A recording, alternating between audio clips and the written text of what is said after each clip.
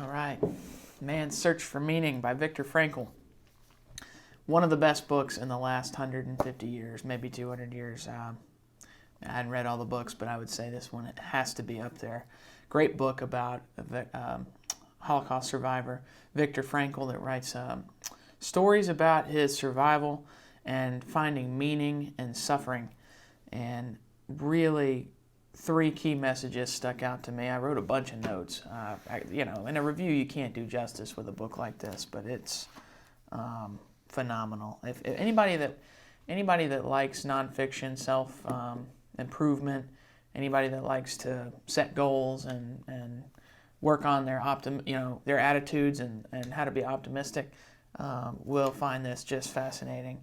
Because he's a psychologist or psychiatrist, I'm not sure which one, but it's written with that analysis by him, and it's neat because he's been through those experiences. It's not a third person's perspective and opinions on the situation of suffering during the Holocaust. So he goes through and he tells stories from inside the camp, and it's incredible. It's really sad, but it's really inspiring.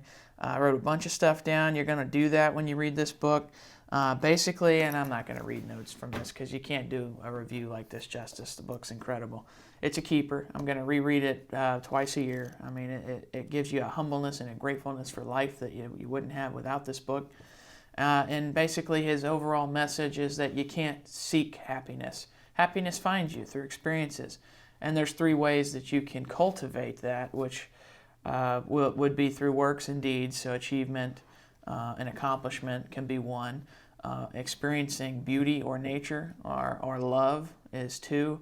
And three is if all else fails and you're in a situation where you find yourself in a concentration camp or some form of suffering that's prolonged, you have to find meaning in suffering. And that is to basically strive to beat suffering and get achievement and find meaning in progressing through that process and growing stronger because of it, and flipping it on its head and embracing it. And it's written in a way that's just so humble. He doesn't extend on sorrow and woes and feel sorry for me. It's a very optimistic book. To have lived through one of the worst human experiences in the history of the earth. I mean, it's just amazing his strength the strength of his mind, and it really comes across in this book.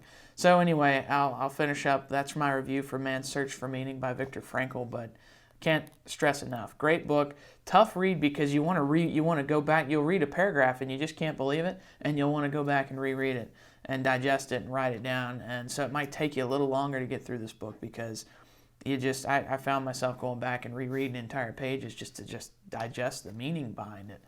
And I'm going to read it again and again, and it'll sear into my memory better, maybe. So, Man's Search for Meaning by Viktor Frankl.